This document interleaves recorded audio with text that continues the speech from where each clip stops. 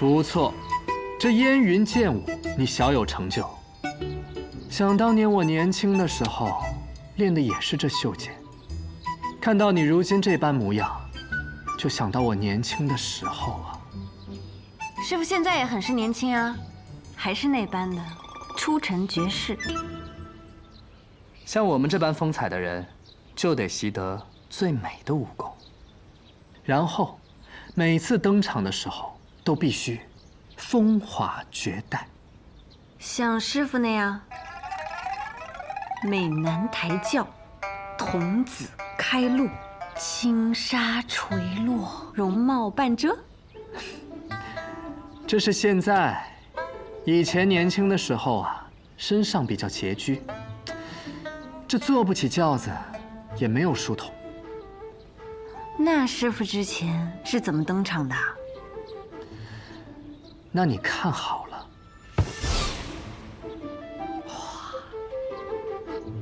像我们这般风采的人出场，首先呢要先有音，再有意境，再负手，然后翩然落地，露出脱俗的背影，再微微侧手。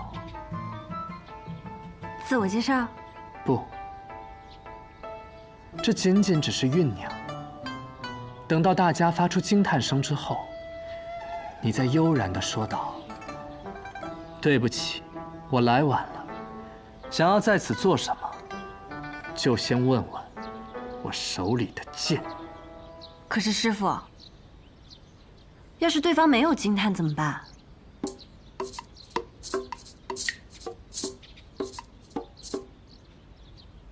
那就等着，一定会有惊叹的。嗯。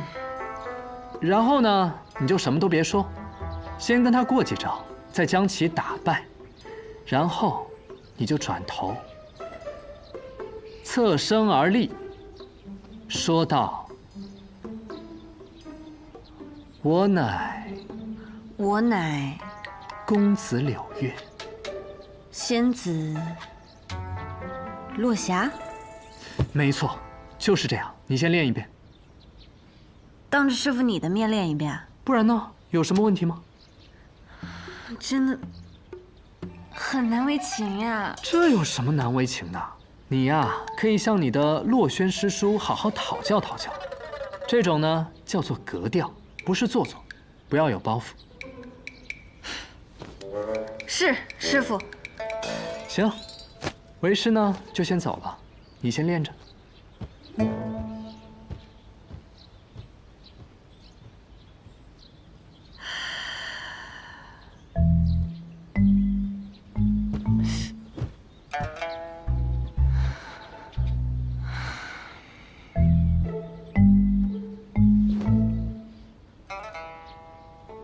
我乃仙子落霞，我乃仙子落霞，我乃仙子落霞。这也太丢人了吧！我怎么还真练起来了？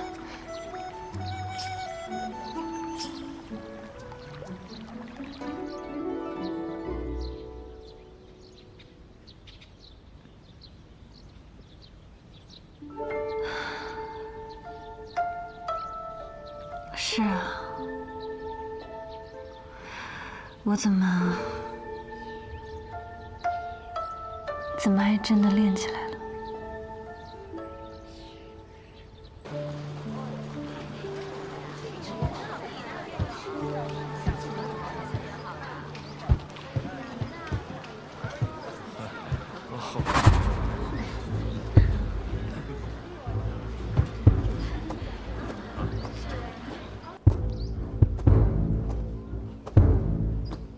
小姐，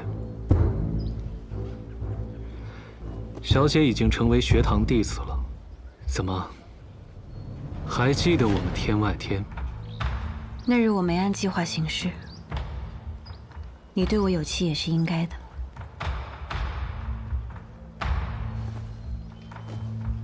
小姐言重了，属下不敢。那日我本想将百里东君送至青龙门后，便去找你们，可我没有料到柳月公子将我留了下来。今日我寻得契机，便立刻来找你们了。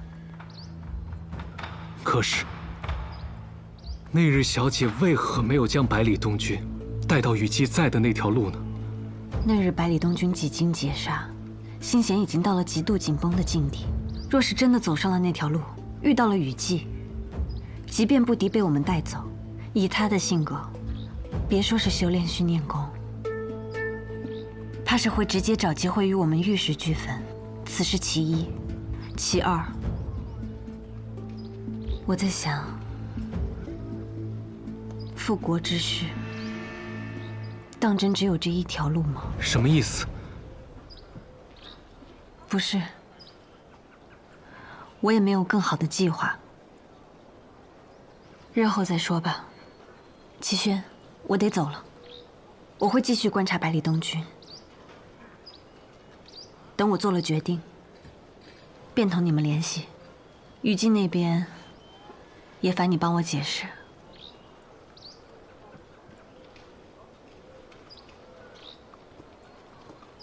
小姐，还有何事？我该不该把另一个天生无脉之事告知小姐呢？无事。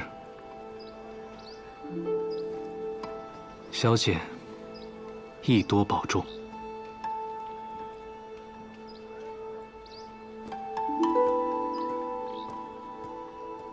复国之事，当真只有这一条路吗？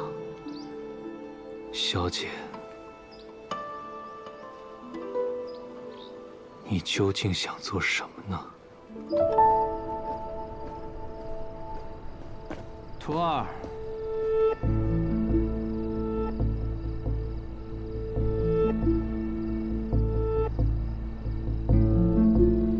师傅。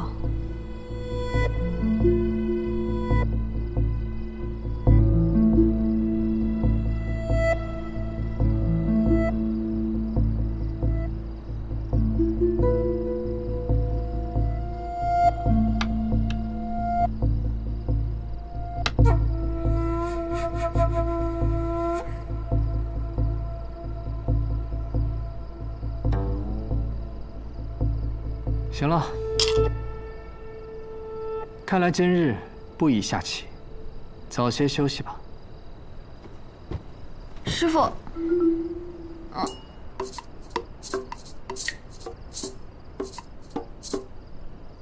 你是不是以为我要问你去哪儿？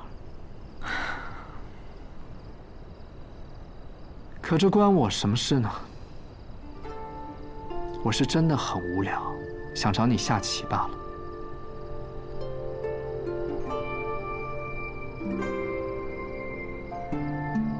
师傅，现在可以下棋了。嗯，来，下。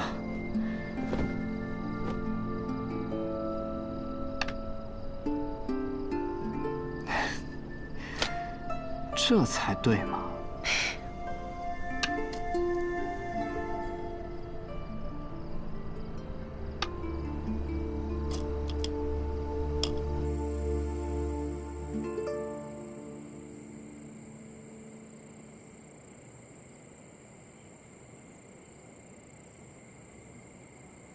云哥哥，这个送给你。这是什么？我娘亲开始教我女工了，这是我绣的第一只荷包。文娟绣的太好看了，我好喜欢。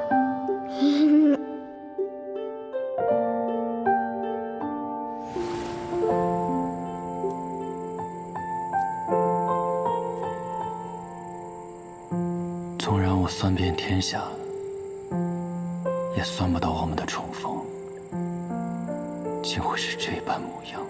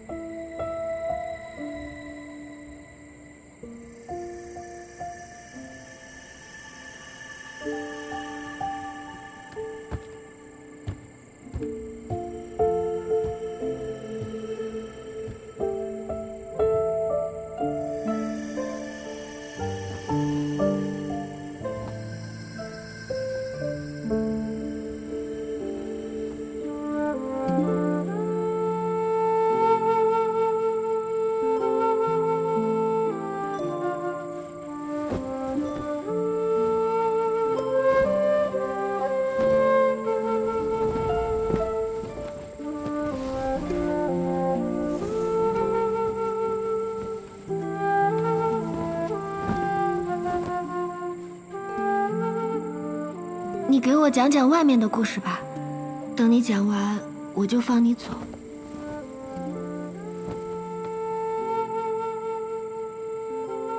我很久没有离开这里了，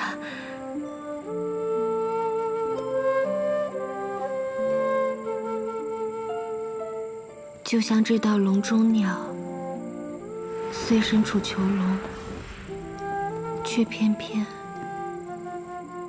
向往外面的天地。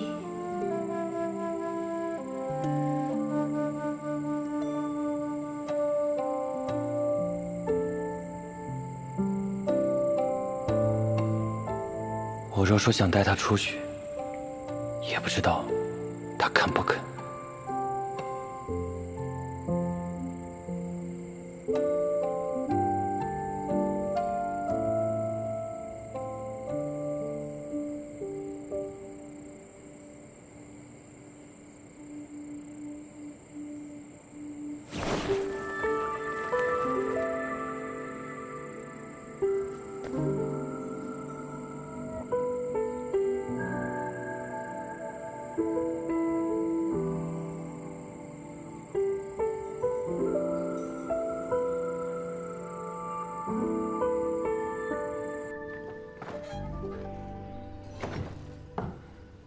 回来了。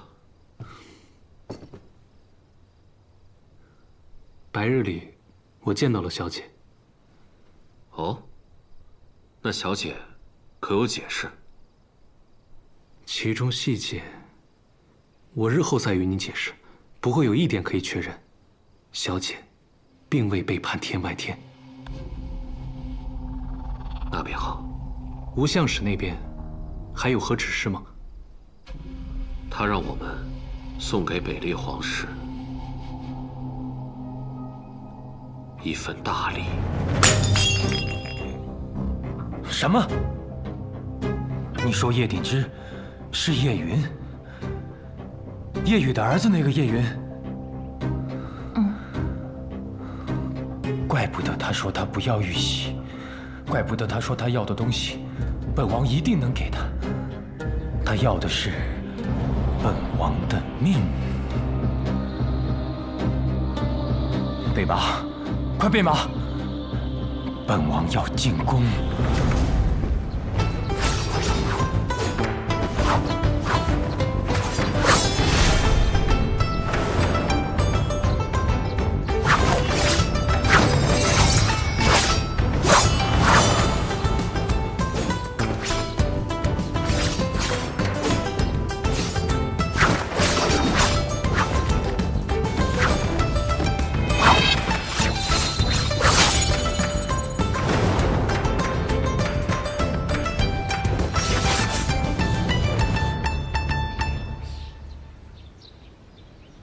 早啊，叶鼎之。姑娘早。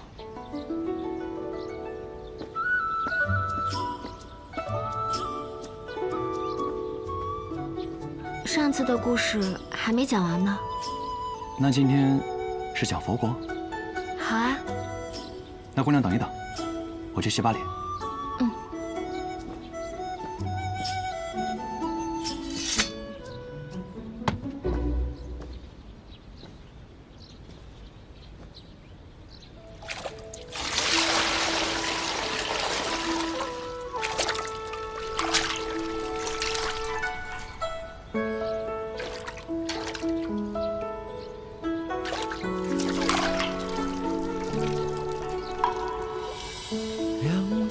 出现，燕雀切切穿林间。这夜云烟，恍若大梦还未觉。原是良辰好景万千，独行我飞燕观沧海，化作桑田。只知一红叶，缱绻了流年，才叫人叹风月。久等了。若昙花一现，但无声擦肩。怎么？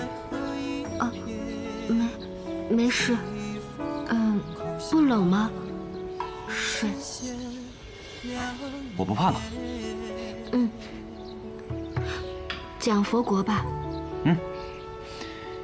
要去西域32佛国，会经过一座城碧罗城，而去碧罗城的路上会途经一座名为三顾城的小城。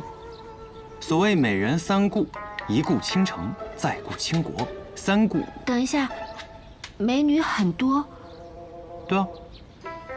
换一个，不想听。哦，那我给你讲讲三顾城的特点吧。这三顾城呢，其实是由一些商人建立起来的，城中赌庄居多，最大那间叫美人庄。又是美人，过不去了是不是？我说的是赌庄。那赌庄为什么会是美人庄？因为美人很多啊。这负责最大赌庄的呢，就是一个花魁娘子，以天女为名。连花魁娘子都出来了。不说这个了。我也是听别人说的，我没去过美人庄。穿过三顾城，就到了碧罗城。这碧罗城里有一个特别大的寺，叫九龙寺。小挂件儿，小玩意儿。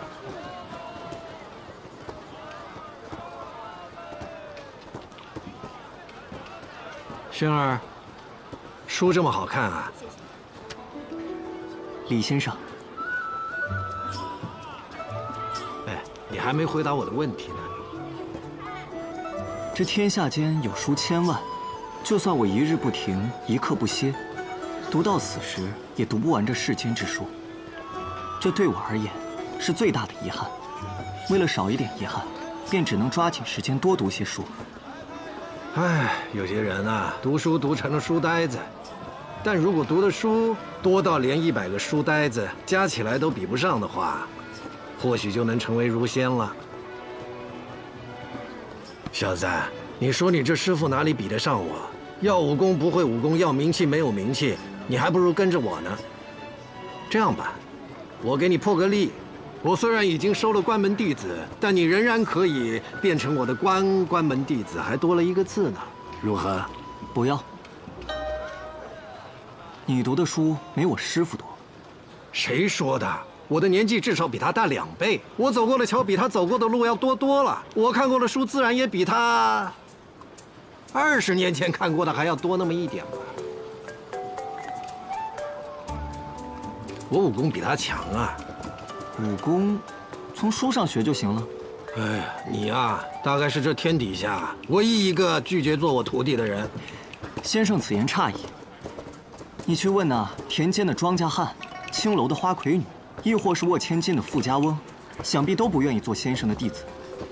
每个人都有自己的生活，不是每个人都想要见证天下。哎，行了，我说不过你。哎，你此行的东西没忘了带吧？ 先生放心，不敢忘。正好。哎，走，先生给你接风去。走。嘿嘿。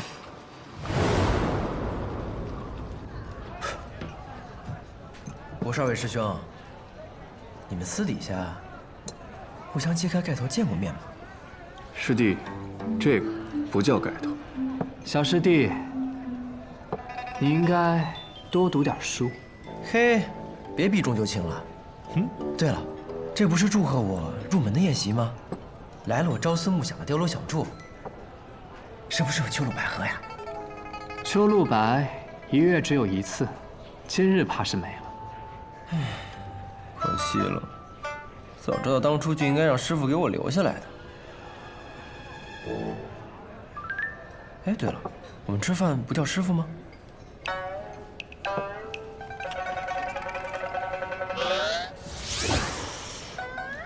哼，小师弟，一般情况下来说，在这种场合不能叫他。什么场合？为何呀？哎，知道的越少，对你越好。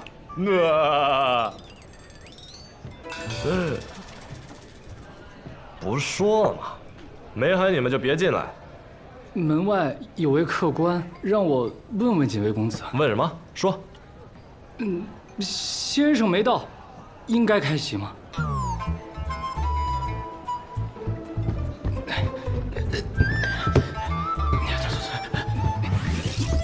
好，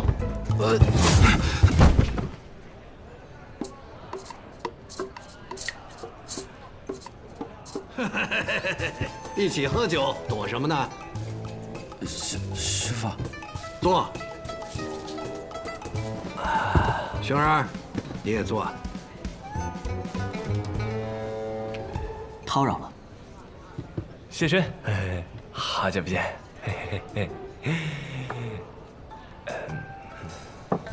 梅儿，这位是？没大没小，你猜呗。还真以为我不知道啊！既然你们都认识他，他要是师傅带来的人，那北篱八公子里面，除了素未谋面的无名师兄，还有远在西南道的顾三师兄，那就只剩下清香公子了。 聪明啊，小东吧。师傅好久没有跟你们一块喝酒了，这么大手笔，应该是老七请的客吧？你们这位新来的小师弟小东巴初入师门，是应当好好庆祝庆祝。你们说吧，想怎么喝，为师奉陪。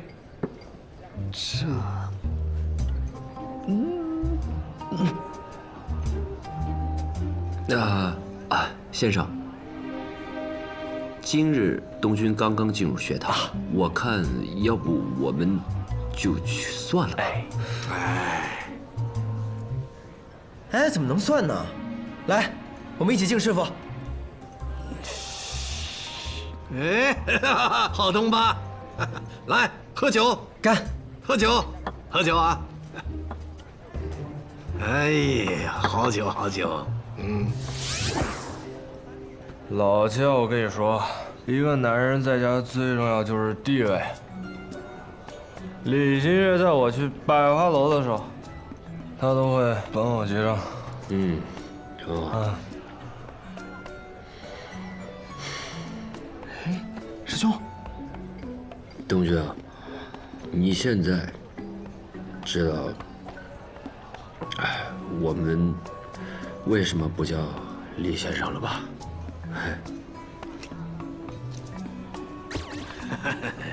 百年不忘人间梦啊，千杯不醉得长生啊！当年诗仙可是为了我写下这首诗的，各位，怎么都醉了呢？真没劲。哎，东爸，我看就你酒量最好，来，陪我喝一杯。干，干，干不了。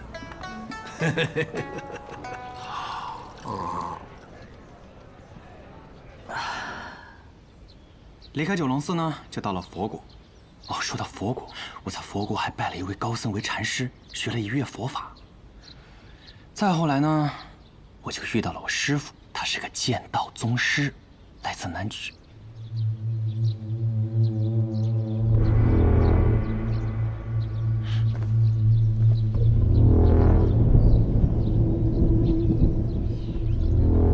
师父，东爸。你初入师门，为师为你准备了一份礼物。真的假的？还有礼物？当然是真的。为师可是从不说谎的李先生。星儿，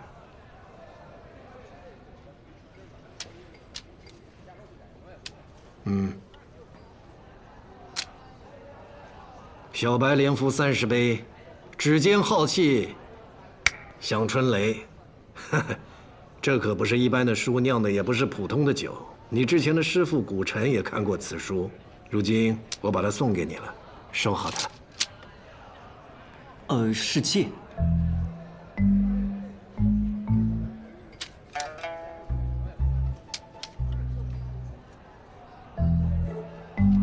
多谢师父，多谢清香公子。酒喝完了，该打一架了。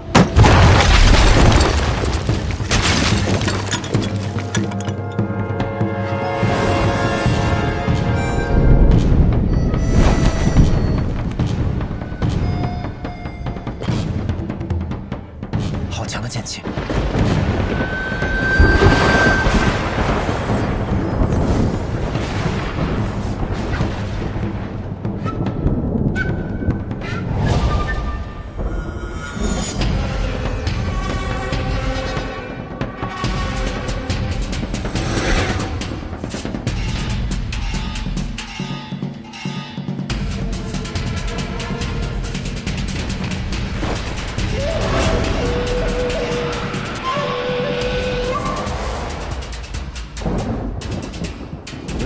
你们瞧瞧，比宣六还要做作的人终于登场了，闹这么大动静，生怕别人不知道他是谁似的。可是师父，他是谁啊？他是剑仙羽生魔啊。李长生，好久不见，好像也不是那么想见你。他是男的？他是男的。可为什么他练的是魔仙剑？魔仙剑传言乃凡人向魔神借力，传下剑谱，修炼此剑者极易遭到反噬。他就是在试图强压魔仙剑反噬的时候出了岔子，以至于身子虽然是个男儿身，但面容却越来越像女子。哦，羽生魔，你从南绝远道而来，所谓何事？找人。我不是来找叶灵芝的。你知道？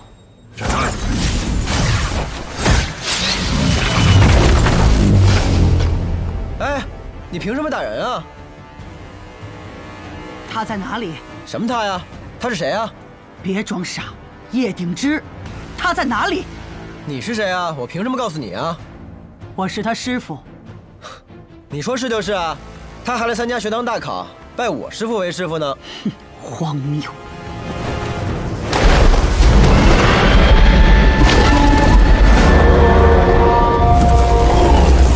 起剑！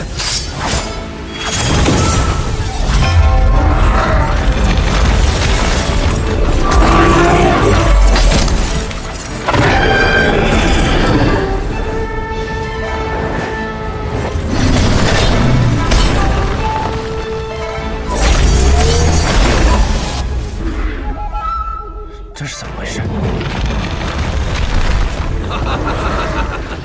这就是剑仙之间的对决啊，不是一招一式，而是决人间之华彩，引天地之共鸣。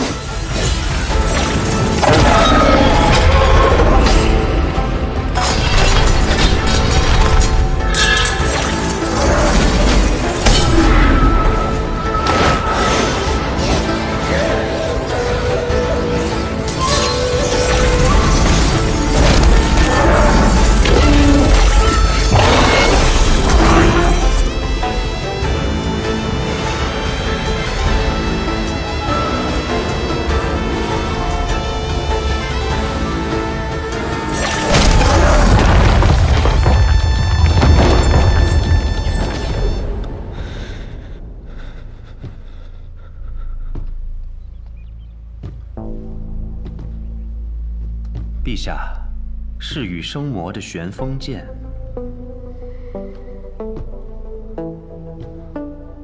父皇，羽生魔他一定是来找那个叶云的。那乱臣贼子多年藏身男爵，习得一身高绝剑术，一定是羽生魔的徒弟。父皇，您不能再犹豫了呀！他是来报仇的。 他要儿臣的命啊！儿臣虽然死不足惜，可儿臣更担心的是父皇您的安危啊！父皇，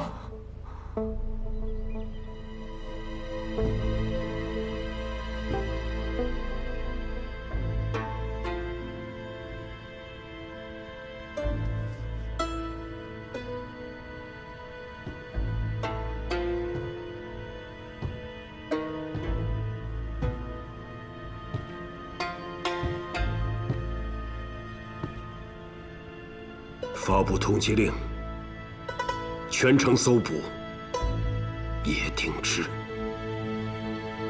遵旨。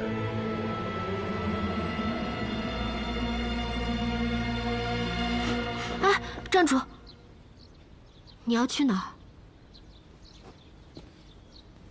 我去找我师父，他是来找我的，我要去见他。你不许去，姑娘。是你说要留下来报恩，要给我讲完故事的。 我并非要走，只是我师父若见不到我，定要搅乱这天气。姑娘，我答应你，我见过师父之后，我一定会回来找你。我不信。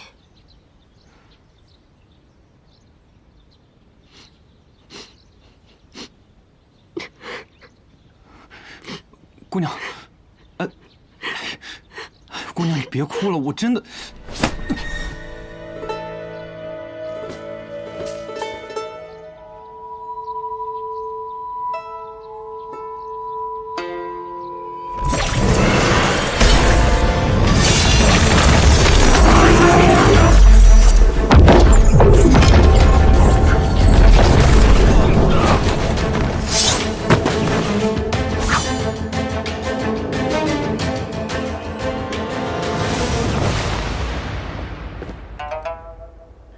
真是难得啊！所以你到底是人是鬼啊？怎么老神出鬼没的？李长生和羽生魔一共对决过3次。第一次，李长生已是天下闻名的剑客，而羽生魔才刚初入江湖。羽生魔挑战李长生，败于他的一剑之下。由于当时羽生魔并无名气，故此这一战几无人知。第2次，李长生依旧一剑胜之，羽生魔剑折，故此改练魔仙剑。 第3次无人得关，不过往后的8年，羽生魔再未踏足北离。所以，你是来干嘛的？此乃绝世对决，自然是来记录的。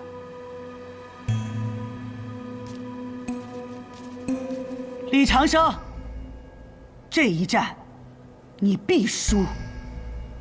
上一次你也是这么说的。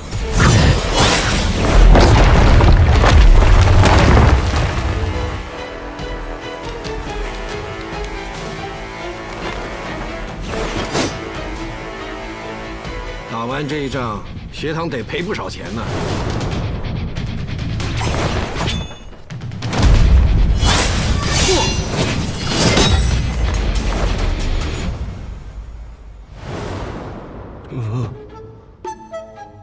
谁啊？这么少？啊？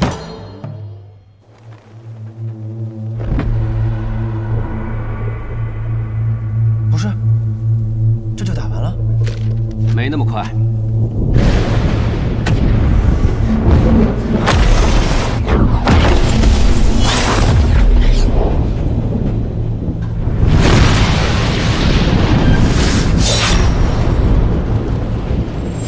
同犯异色，这是走火入魔了。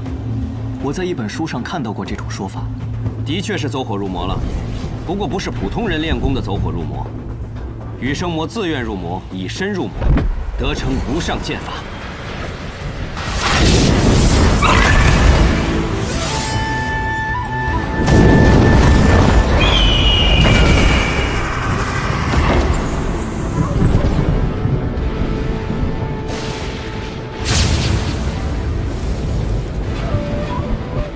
你呀，真是数十年不改的做作，不闹出点大动静，就不像个高手似的。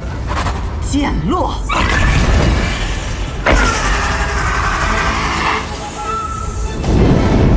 天阵。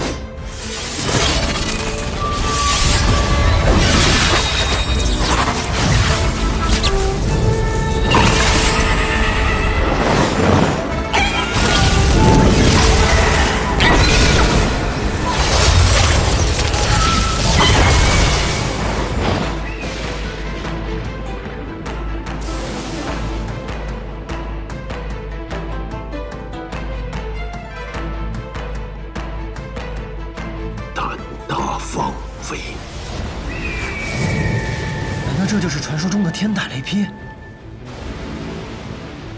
你这个成语用的可真是不好。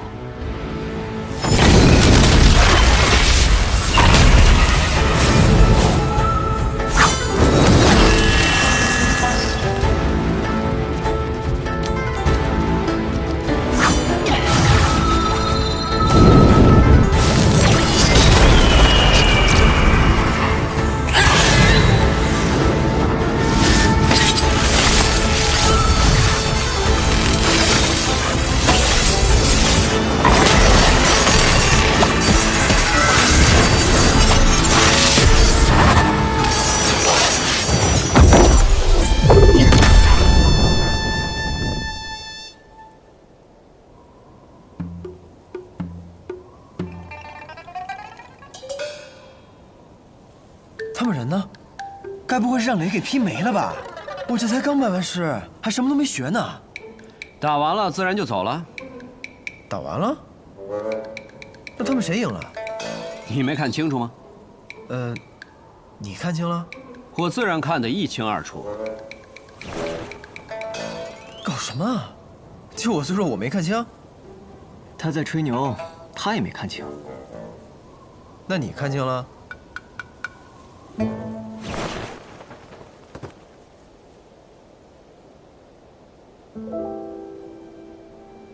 果然是天下第一。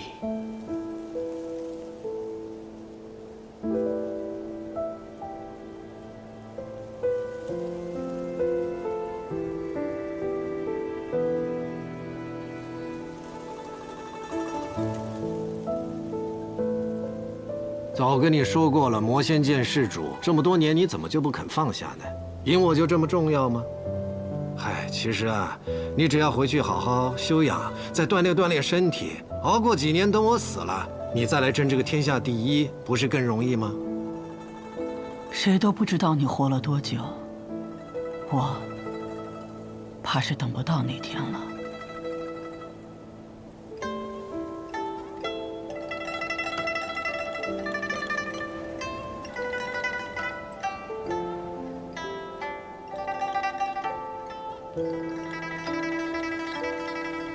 放心吧，这一天不会太久的。我知道，我打不过你，但听闻云，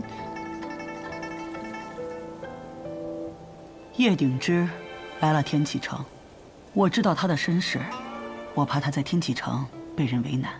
嘿，没想到啊，你这个冷心冷情的羽生魔，对自己的徒弟感情还是很深的。你且离去3日之后啊，我定会让你那徒弟安然无恙的回去。有我的承诺，够不够？我看不透你，看不透我就对了。我是天下第一啊，哪那么容易被人看透的？放心吧，叶鼎之是天纵之才，不会折在这天启城的。我走了啊。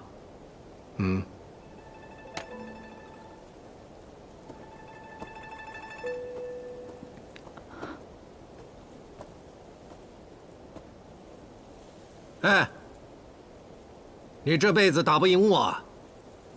倘若往后你的徒弟打赢了我的徒弟，也算你赢。哈哈，哈哈哈哈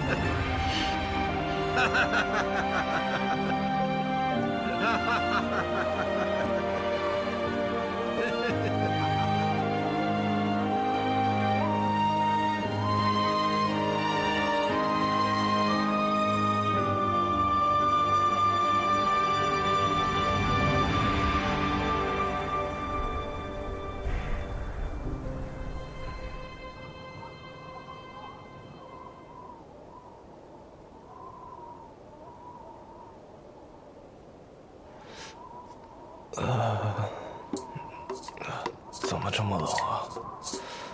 怎么回事啊？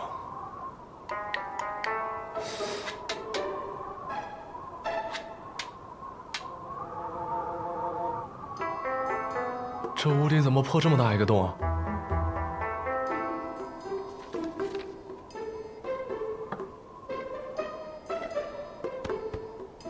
我咋睡个觉，屋顶就没了呢？是啊，你要再不行的话，就要变成冰棍喽。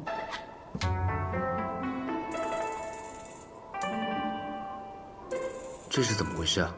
大概就是我们的师傅跟别人打了一架，在还没打之前就撞了个洞出来，而且这只是里面，你们是没看到外面。现在上面连一块完整的瓦片都看不到。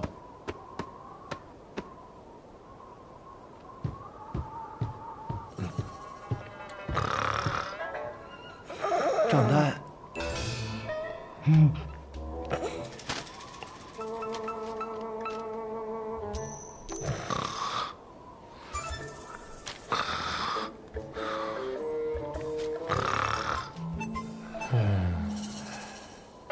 李先生不是只撞出了一个洞吗？为什么整间店的损失都要我们来赔偿？这，对呀，董妈，是谁那么大的胆子啊？敢和师傅打架也就算，这钱不赔就跑了，咱们得跟他要啊。是啊，但怕是有些困难。此人是剑仙羽生魔。羽生魔？看来得让老七破费了。行了，拿着这个单子，明日去锦玉王府领银子吧。哎呀，得嘞。师兄，醒醒！师兄，醒醒！都醒醒啊！这要让外人看见，像什么样子？还叫什么八公子？这是师傅弄的。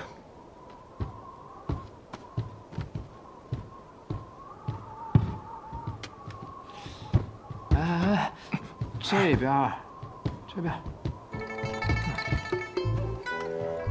哎，对了，谢玄，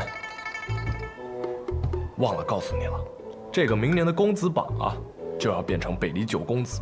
我们几个已经把他的名号都想好了，你听听啊，9公子，9公子，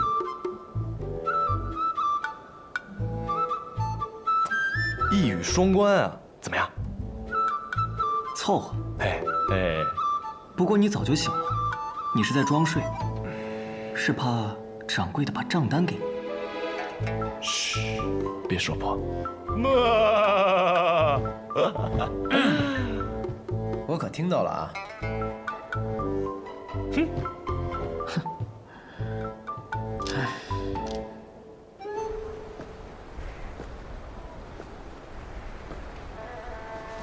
这个人见过吗？看看，没见过。没见过，再仔细看看，真没见过。走。又有人被通缉了呀，也不知道犯什么事儿了。这年头，哎，谢轩，反贼长得还挺眉清目秀。昔日将军府余孽，说不定啊，以前还是个小将军呢。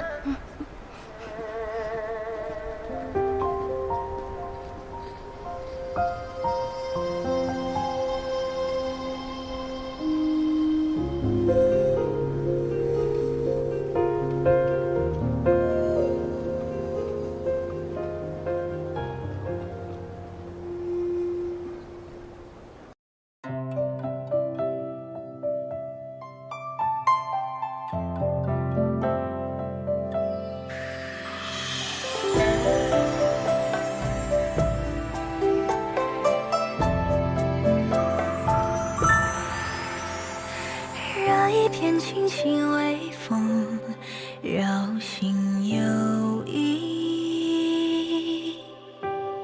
听波般忽泛涟漪，人教春泥。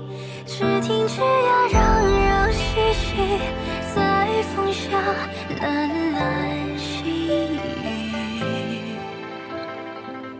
月下描摹花。